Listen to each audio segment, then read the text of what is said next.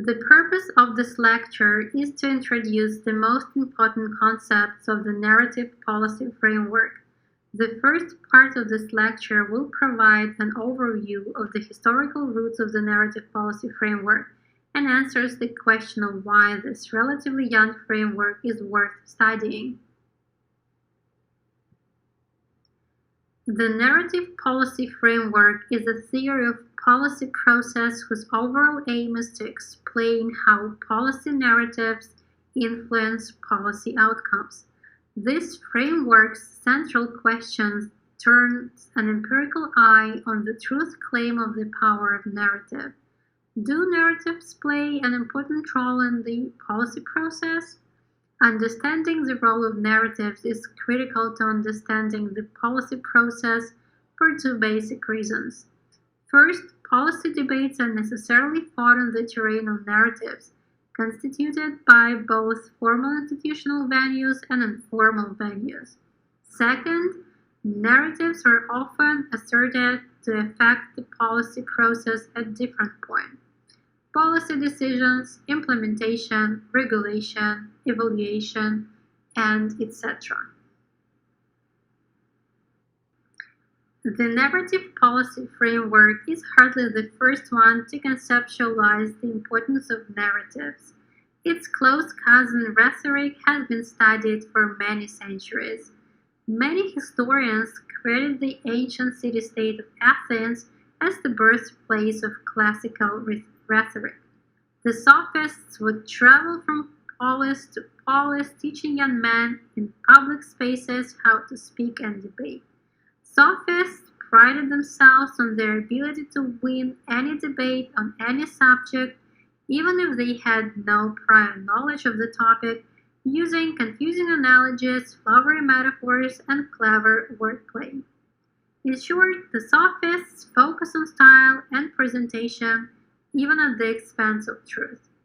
The negative connotation that we have with the word sophist today began in ancient Greece. For the ancient Greeks, a sophist was a man who manipulated the truth for financial gain.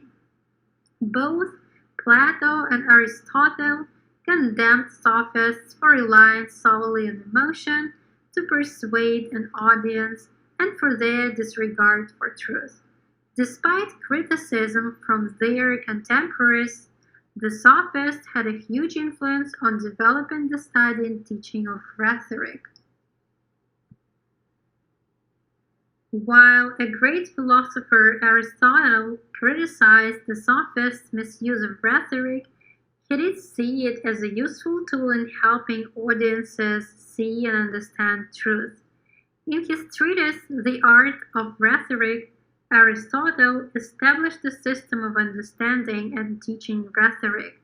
In The Art of Rhetoric, Aristotle defined rhetoric as the faculty of observing in any given case the available means of persuasion. The rejuvenation of rhetoric continued through the Enlightenment. The Enlightenment is a philosophical movement that dominated Europe during the 18th century and was centered around the idea that reason is the primary source of authority and legitimacy, and advocated such ideas as liberty, progress, tolerance, constitutional government, and separation of church and state. As democratic ideas spread throughout Europe and American colonies, rhetoric shifted back from religious to political discourse. Political philosophers and revolutionaries used rhetoric as a weapon in their campaign to spread liberty and freedom. In the 18th and 19th centuries, universities in both Europe and America began devoting entire departments to the study of rhetoric. In modern days, the narrative policy framework was developed in response to the debates between positivists and post-positivists, ultimately conceiving the framework as a bridge between divergent policy process by holding that narratives both socially construct reality and can be measured empirically.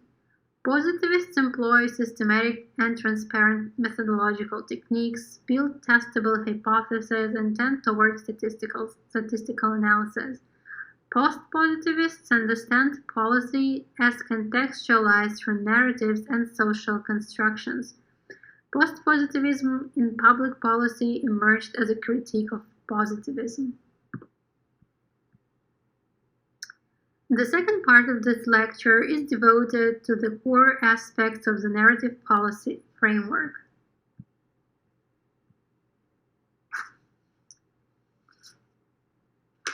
According to Stone, definitions of policy problems usually have narrative structure. That is, they're stories with a beginning, middle, and an end, involving some change or transformation. They have heroes and villains and innocent victims. They have pit forces of evil against forces of good. Narrative scholars frequently describe narratives in terms of their content and form. Form refers to the structure of narratives, and content refers to the policy context and subject matter. Form of policy narratives focuses on four policy narrative core elements. First, setting. Policy narratives always have something to do with policy problems and they're situated in specific policy contexts. Second, characters. As with any good story, there may be victims who are harmed, villains who do the harm, and heroes who provide a promise to provide relief from the harm and presume to solve the problem.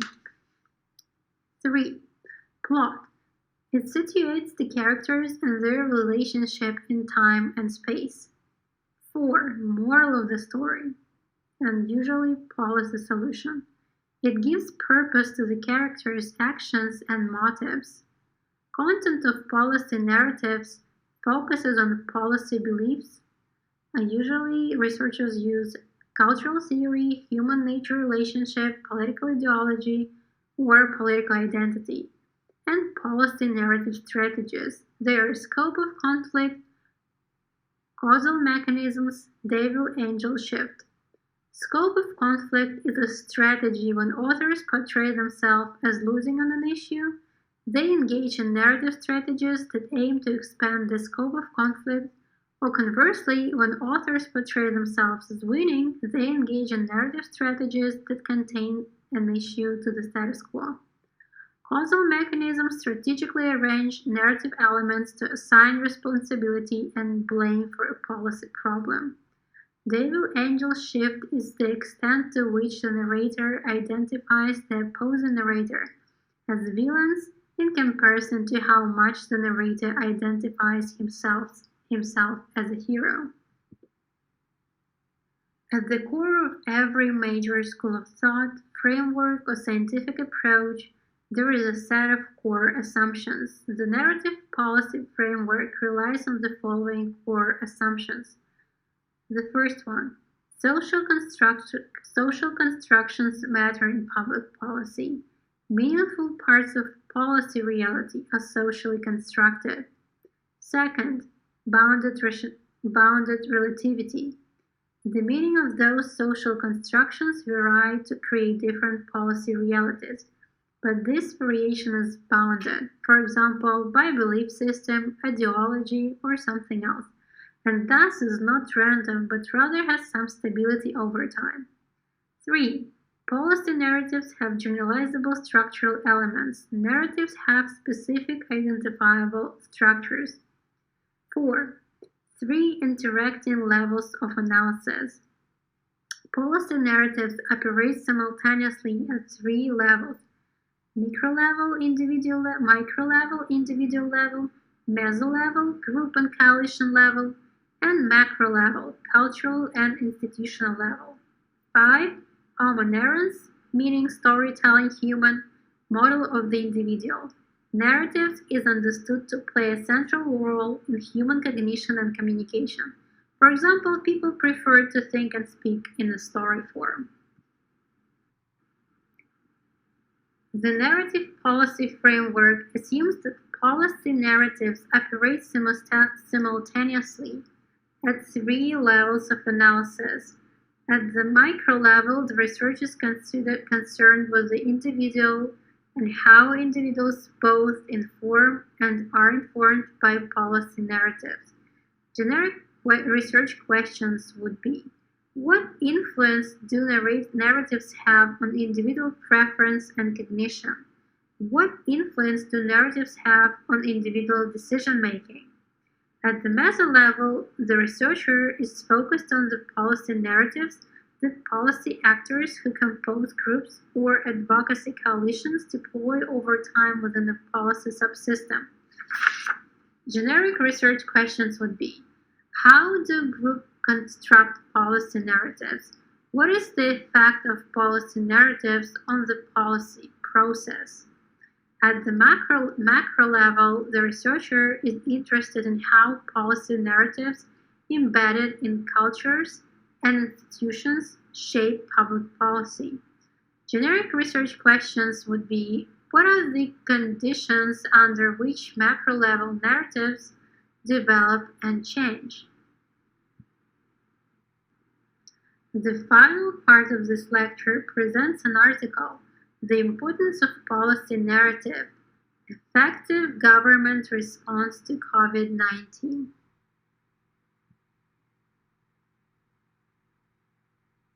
The authors illustrated the dynamics at play using evidence from the policy narratives and actions of the governors of the four largest states in the United States: California, Florida, New York, and Texas, during the spread of COVID-19 in the first 6 months of 2020.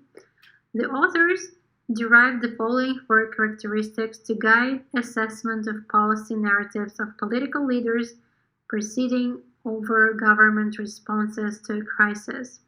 1. Provide persuasive accounts of what is happening, why it is happening, and what can be done about it.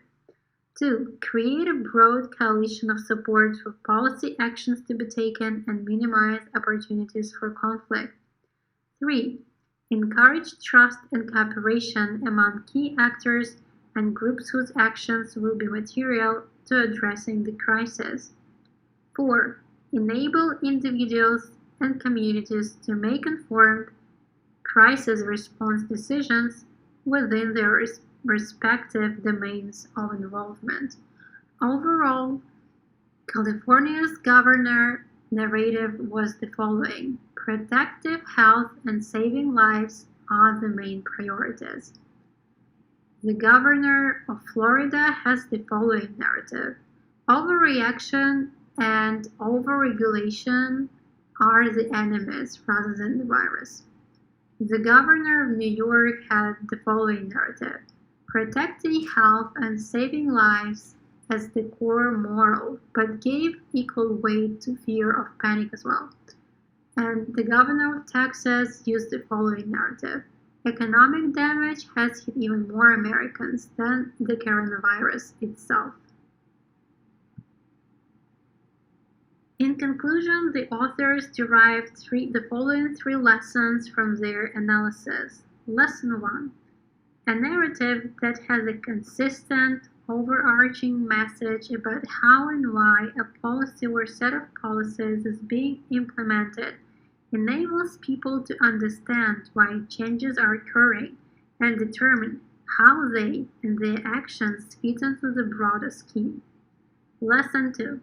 To be effective, policies need to be accepted within the local context into which they are being implemented.